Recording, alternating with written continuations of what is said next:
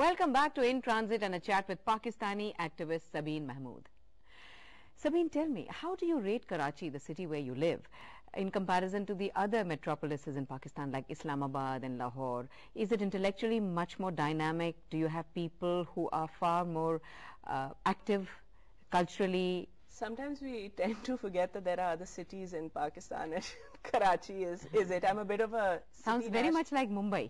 That's how Mumbai karza. Because that's how I've always heard that Delhi is like Lahore, Karachi is like Mumbai. I've never been to Mumbai, so I don't really know. But I mean, it's a dirty, filthy, chaotic, bustling city, and I love it. I mean, I was raised as a global citizen, so I mean, not a nationalist, not a patriot, but I'm very nationalistic about Karachi. But is it politically and culturally far more active? The conventional wisdom is that Lahore is the seat of culture. I studied there for 4 years. I find it painfully slow. Sounds very familiar. I haven't been back for many years, and I'm sure it's changed, and there must have been a lot of progress. I mean, it has good. It's a university town, so there's some great universities and colleges there. लेकिन काम करना वहाँ पे बहुत मुश्किल है. I mean, something that I could get done in Karachi in half a day will happen in 4 days over there.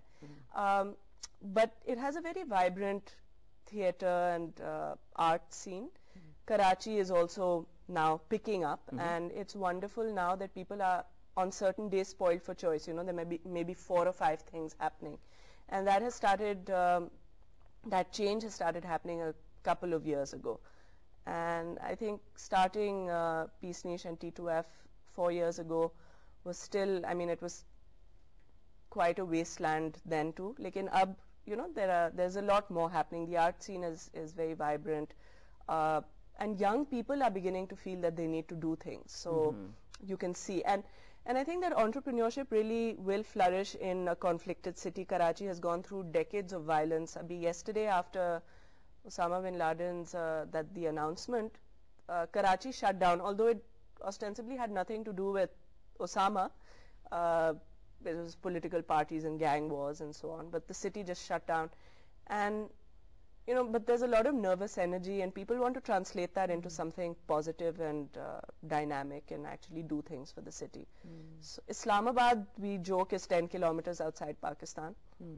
Very bureaucratic. Very bureaucrats and foreigners, and I don't go out of Karachi much after my 4 years in Lahore, where mostly I was trying to come home.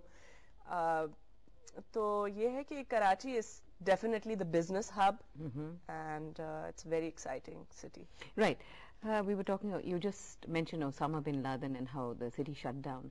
You're in India at a very crucial point, moment in world history. Osama bin Laden has been killed, and you were in India when that happened. You still haven't gone back. Sabeen, what do you expect to face when you go back home? I don't know. I mean, I think this is one of those really big things. On the other hand, the media is very shrill, very strident.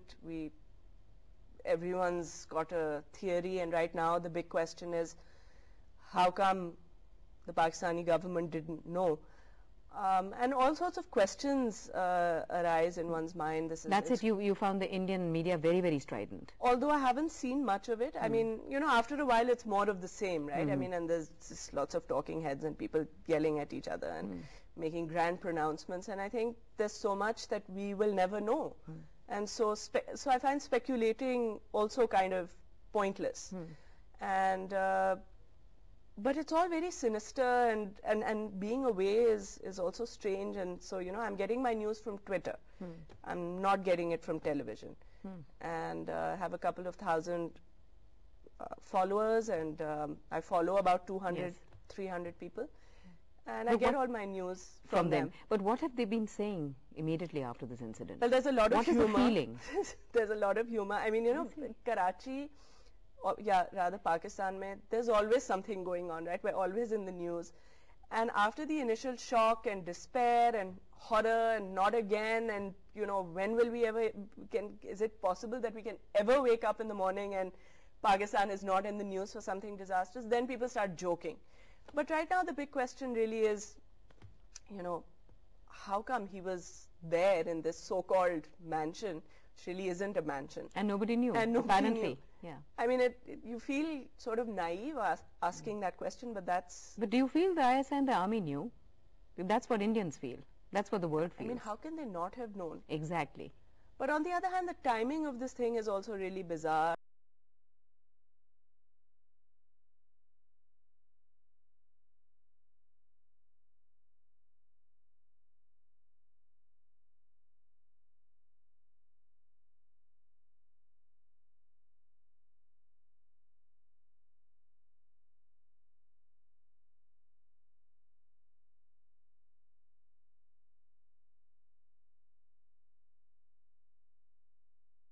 And it's coming up for election time for Obama. Yes.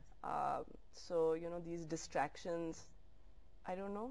Do you feel the Pakistani government is feigning, ignorance because even though they were hand in glove, I mean, they helped the American government execute this, the American, army. Do you think they're sort of, they're shying away from it because of reprisals, the fear of reprisals? Well, relations between the Pakistani government and the US have been strained and tense for the last few weeks, and there's some quarters that say this is a gift from the ISI to America and vice versa, and I really don't understand. I'm just learning myself. I'm trying to catch up on all the news, and you know, between our dosas and idlis, you're like, okay, you know, maybe for a little while it's kind of a relief to not be there. So all this punditry sometimes really gets to me, and I feel ke jo hona hai wo hoga. And yeah, I mean, right now the Pakistanis are wanting to know why President Zardari has written an op-ed in the Washington Post and why he has not made a public announcement. The people of Pakistan are waiting to hear from the government and from their leaders. Ke hua kya? You know, or what is your stance at least? So one really doesn't know. They're not making any public statement, so everyone's waiting. The people are equally mystified, as the world is. Yeah. I mean, everyone has their theories. I don't know if you read about this guy, Sohaib Athar, who... Yes. So he's the one on Twitter, right? He's the one on Twitter. And who saw it happen, and he was twittering away. He didn't realize what he was twittering. No, he had no idea. And he left Lahore to get away from all the bomb blasts and all the chaos to Aptabad. And he's now the center of attention, and he has... I think in the morning when I looked, he had about 80,000 followers from 800 3 days ago. This is also the power of social media. Absolutely. It's just proven itself. It's all quite... so it's interesting. You said, your first reaction was that, I'm getting humorous responses. What kind of humor did you encounter? Well, people are saying things like, ab mujhe yaad nahi aayega on the spot, but... and I can look at my Twitter feed, but, well, people were saying, is it too soon now to write a funny piece about Osama? And someone put up a Fox News fail screenshot that said Obama bin Laden, and, bin Laden, bin buried, bin something. Then the weird thing also is that they buried him at sea. I mean, this is completely That's the other bizarre. thing everybody is discussing and completely mystified Someone about. joked about this also, in Islam, wo ghusl karate hain, na? So someone said they've taken this too seriously. He needed to be bathed, he didn't need to be thrown in the sea. So this is how people... But is there a sanction for this in Islam? Like they're saying, we're following all the rules. But I mean, and what sea in Afghanistan is the other thing that we want to know. He was taken off to Afghanistan, to wahan to koi... Bilkul. But Sabeen, you've been fighting for the freedom of expression all these years in your country. Do you think it's going to be stifled now when you go back? No, not at all. I mean, again, just like with the internet, right?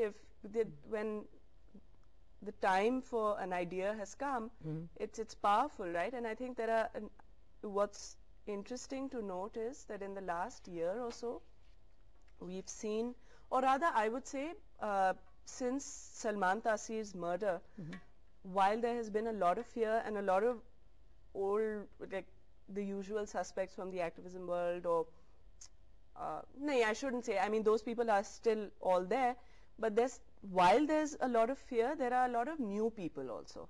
coming out and saying, okay, this is ridiculous, we need to take a stand, we need to say something. And it's important for people to understand that if you're scared to come out on the street or be seen in public or be the public face of a campaign, there's work that you can do behind the scenes. I think that, you know, strong branding really makes a difference because everyone's selling something. Right. Everyone is in the business of selling, whether it's an idea or a product. It could be soap and it could be, you know, freedom of speech. So people need to learn that, you know, if you, let's say you work in marketing, you could sit in your office and be helpful to a cause. You don't have to come out if you're fearful or your parents say, no, you can't go out. You know, people mock people like that, but everyone has their realities and we have to work with them. You need graphic designers, you need musicians, you need poets, you need artists. Lots of people can get involved, and I think that there's no way that you can quell that. I think you just need to be smart about it. Right. Like when I was setting up my NGO, if I said, I'm setting up an NGO, please come and visit, who would have come? But you create a compelling proposition and people will show up. And I think even for activism and for these causes that people fight for, it needs to be compelling. You need to find ways to get people to show up. Well, thanks so much, Sabeen, for joining us in the studio today. It was a pleasure. It was a pleasure for me too to chat with you. And thank you for joining us in this episode of In Transit. We will return next week same time with yet another achiever transiting through the capital. You can contact us at intransit.lstv@gmail.com. Goodbye.